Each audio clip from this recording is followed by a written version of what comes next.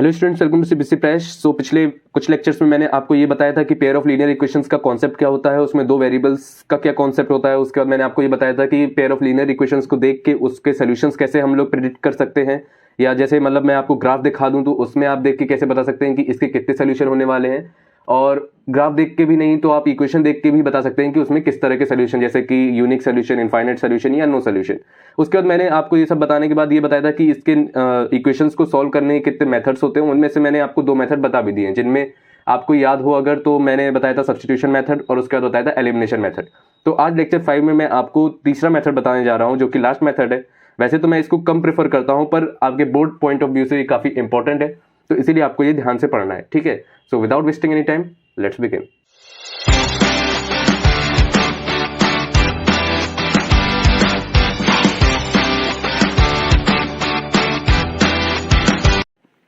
तो इसमें बिना इधर उधर की चीजें बताए हुए मैं आपको ये बताना चाहता हूं कि इसका बेसिक कॉन्सेप्ट क्या है। मतलब इसमें आपको सिर्फ दो तीन चीजें ध्यान रखनी है और आपको पूरा क्वेश्चन आप सॉल्व कर सकते हैं, ठीक है। तो सबसे पहले मैं कुछ चीजें लिख देता हूं, आप भी देख लीजिए। उसको कैसे लिखना है वो मैं आपको बता दूंगा, कैसे याद रखना है वो भी आपको बता दूंगा।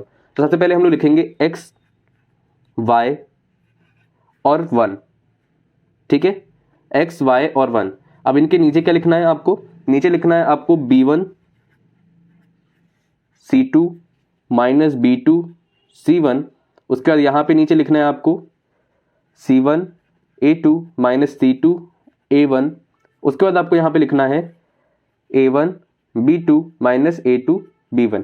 अगर आप ये कंफ्यूज हो रहे हैं कि यहाँ पे a1 और b2 मतलब a1 a2 b2 और c1 c2 ये सब क्या है, तो मैं आपको बता दूं कि ये क्या है। आपके जब हम लोग जनरल इक्वेशन लिखते हैं, जनरल फॉर्म लिखते हैं linear pair of two variables की, तो उसमें क्या होता है, जैसे हम लिखते हैं a1 plus b1 y equals to c1, ऐसे लिखते हैं, मतलब minus c1 is equals to 0।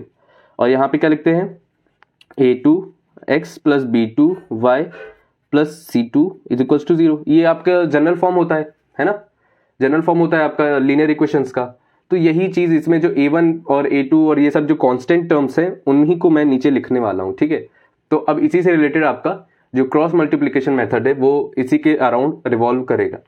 तो इसमें आपको कुछ नहीं करना है, बस आपको इधर पे इक्वल लगा देना है, बस यही आपका पूरा क्रॉस मल्टीप्लिकेशन मेथड है। इसके अलावा कुछ भी नहीं है। अगर कोई एक्स्ट्रा कुछ पढ़ा रहा है तो मतलब आपका टाइम वेस्ट हो रहा है उसमें। अब इसको याद कैसे करना है, ये बहुत अच्छा क्वेश्चन हो जाता है। तो इसको याद करने का तरीका ये है, मैं नीचे लिख देता हूँ, एक बार आप लोग देख लीजिए। और मैंने तो ऐसे ही याद किया था, अगर आपको याद करना है तो आप भी ऐसे याद कर सकते हैं, या अपना तरीका निकालें, वो भी बहुत ही अच्छी बात होगी। तो यहाँ पे मैं नीचे लिख देता हूँ, यहाँ पे आपको एक्स वाई जेड लिखना है, एक्स वाई और 1 लिखना है, ठीक है। इसके बाद आपको क्या लिखना है? आपको लिखना है बी सी ए बी। मेरे साथ एक बार रिपीट करिए, B C A B, B C A B. बस आपको इतना याद रखना है, बाकी हो गया। B C A B, B C A B, बस आराम से याद हो जाएगा। इतना छोटी सी चीज है बी सी ए बी, इतना तो मैं आपसे एक्सपेक्ट कर रहा हूं कि आप याद कर लेंगे। तो अब बी सी ए बी हो गया। आपको नीचे लिखना है एक और बार B C A B. I hope आप लोगों को दिख रहा होगा साफ साफ, बी सी ए बी 2 बार लिख लिया आपने। अब आपको क्या करना है, यहां पे नाम लिख देना है इनका, मतलब जैसे नंबर लिखना है तो ऊपर आपको 1 1 1 लगा देना है और नीचे आपको 2 2 2, ठीक है। नीचे 1 1, सबसे पहले क्या करना है, एक्स वाई 1 लिखा। उसके बाद क्या करना है, बी सी ए बी लिख देना है। उसके बाद क्या करना है, ऊपर 1 1 1 1 लिख देना है। उसके बाद क्या करना है, नीचे 2 2 2 2 लिख देना है। ऐसे करने के बाद बस आपके पास एक ही स्टेप बचा है, जिसको हम लोग कहते हैं एरो लगाना। और यहाँ पे हम लोग एरो लगा देंगे यहाँ पे, फिर इसको ऐसे ऐसे ही हर जगह आपको लगाना है एरो, कोई दिक्कत वाली बात नहीं है, ठीक है। ऐसे ही एरो हर जगह लगाएंगे, ठीक है। अब ये एरो क्यों लगाए, अब मैं आपको बताता हूं। आप एक्स वाली चीज को, एक्स के नीचे जो डिनोमिनेटर है उसको देखिए, तो वो क्या लिखा है basically, b1 into c2 minus b2 into c1। यानी जो एरो है वो मल्टीप्लाई करने का एक तरह से आप साइन मान सकते हैं। तो क्या करूंगा मैं, b1 into c2 minus of b2 into c1। X के नीचे जो है वो आप ऐसे करेंगे। ऐसे ही y के अगर नीचे आऊं मैं तो यहां पे होगा c1 इंटू a2, उसके बाद c2 इंटू a1, मतलब बीच में माइनस लगाना है ऑफकोर्स। फिर अगर मैं 1 के नीचे आऊं तो यहां पे लिखा है a1 इंटू b2, फिर यहां फिर से माइनस लगा देना है a2 इंटू b1। कुछ नहीं करना है आपको, एरो के साथ जो जैसे एरो के 2 एंड पे लगे हुए हैं तो इनको तो मल्टीप्लाई करना है। फिर इसमें पहले कौन लगेगा बाद में कौन लगेगा, जैसे कोई कहे कि हम B2 इंटू C1 लिखें तो नहीं, जो ऊपर है मतलब जो ऊपर से स्टार्ट हो रहा है उसी को सबसे पहले हम लोग लिखेंगे, ठीक है। तो B1 इंटू C2, उसका जैसे ही मैंने इसको चेंज किया मतलब इधर से इधर जंप किया तो वैसे ही माइनस लगा के मैं फिर लिखूंगा B2 इंटू C1। ऐसे इसमें क्या करूंगा, पहले ये दोनों एंड पे हैं तो इसको C1 इंटू A2 और उसके बाद फिर जंप करूंगा तो इधर पे माइनस लगा के लिखूंगा माइनस C2 इंटू A1। उसका फिर से मैं A1 into B2 minus A2 into B1, ठीक है। और ये उसी के नीचे लिखे जाएंगे जो ऊपर लिखे हुए, जैसे y के नीचे ये लिखा हुआ है तो ये y के नीचे ही लिखा जाएगा, ठीक है। ये x के नीचे लिखा हुआ है तो ये x के नीचे लिखा जाएगा, और ये 1 के नीचे लिखा हुआ है तो ये 1 के नीचे ही लिखा जाएगा। Understood? Okay, now we will proceed with the questions. कैसे इसके क्वेश्चन करना है और किस तरह से इसकी अप्रोच रहती है क्वेश्चन करने की। वैसे तो ये डायरेक्ट मेथड है तो इसमें आप डायरेक्टली अगर आप पुट कर दें तो आपके आंसर्स आ जाएंगे, पर मैं एक बार करके दिखा देता हूँ कि आपको कैसे करना है। तो सबसे पहले हम लोग प्रोसीड करते हैं एग्जांपल नंबर 14 से। अगर आपके आगे एनसीईआरटी है तो आप उसमें पढ़ सकते हैं एग्जांपल नंबर 14। तो इसमें लिखा हुआ है from a bus stand in Bangalore if we buy 2 tickets of Malleswaram and 3 tickets to Yeshwantpur the total cost is 46 rupees, but if we buy 3 tickets to Malleswaram and 5 tickets to Yeshwantpur the total cost of the ticket is 74. Find the fare from the bus stand to Malleswaram and to Yeshwantpur. तो हम लोगों को इन लोगों के isolated tickets के price निकालने हैं, ठीक है। तो हम लोग निकालते हैं इसको। सबसे पहले हम लोग इक्वेशन बनाने की कोशिश करते हैं, कैसे बनेगा।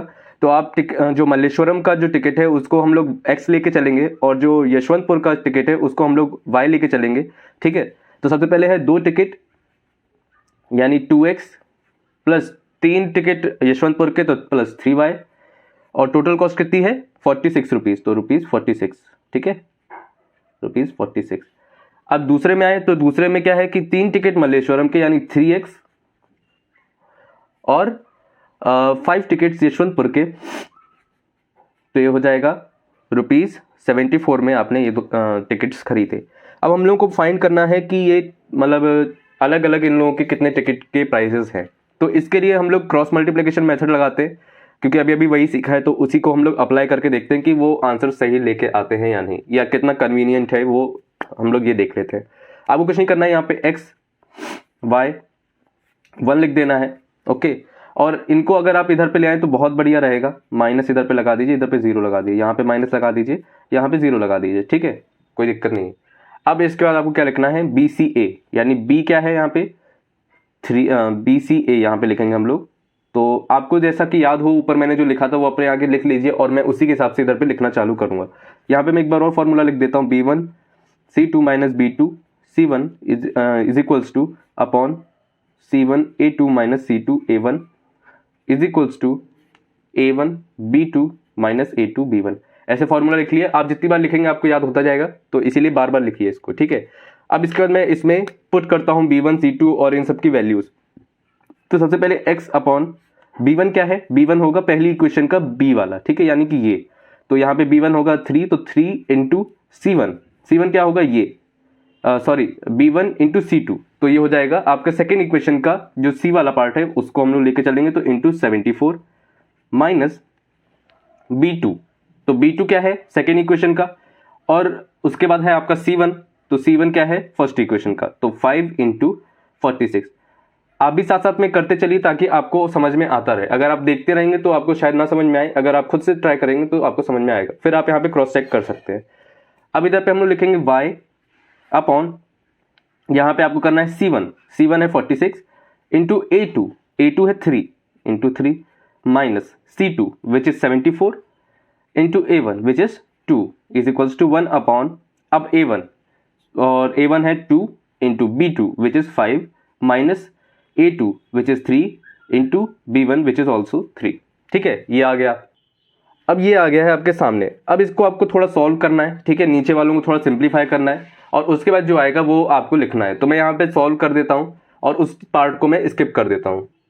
तो यहाँ पे हम लोगों ने मैंने ये सॉल्व किया हुआ है, और यहाँ पे आप एक मिस्टेक कर रहे थे कि C की वैल्यू जो है नेगेटिव में आनी चाहिए थी, तो यहाँ पे आपने नेगेटिव नहीं लगाया था। नेगेटिव लगाना जरूरी है, ठीक है, नहीं तो आपका आंसर पूरा हॉरिबली रॉन्ग हो जाएगा। तो अब मैंने नेगेटिव लगा दिया है, तो इस हिसाब से अब देखें तो यहाँ आ रहा है x upon 8 is equals to y upon 10 equals to 1। अब यहाँ पे आप अलग अलग इक्वल रख दीजिए, तो x इज इक्वल्स टू आपका आने वाला है, मैं यहाँ पे कर देता हूँ नीचे इसको, x इज इक्वल्स टू आपका आने वाला है 8 और y इज इक्वल्स टू आने वाला है 10। ठीक है, इस तरह से इन क्वेश्चंस को करते हैं।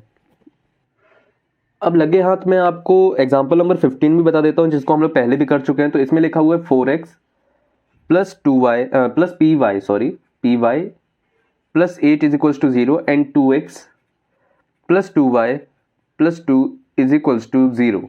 अब इसमें आपसे बोला है कि बताओ अगर for which value of p does the pair of linear equation between the given below has unique solution. तो इसके यूनिक सोल्यूशन के लिए आपको पता है कि क्या करना पड़ता है, 4x अपॉन 2y, मतलब आप एक तरह से वही a1 upon a2 is not equals to b1 upon b2 अगर करेंगे तब आपका ये आंसर आ जाएगा। तो यहाँ पे मैं इसको लिख देता हूँ, a1 अपॉन a2 क्या है 4 upon 2 is not equals to b1 upon b2, तो p अपॉन 2।